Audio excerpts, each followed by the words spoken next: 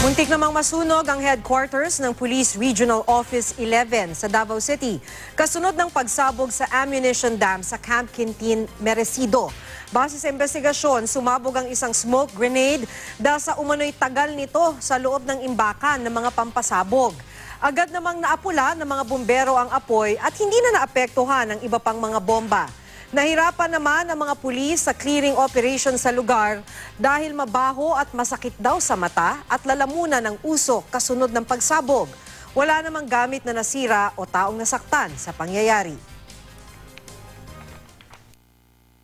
Ito pong usok ay galing po sa isang smoke grenade.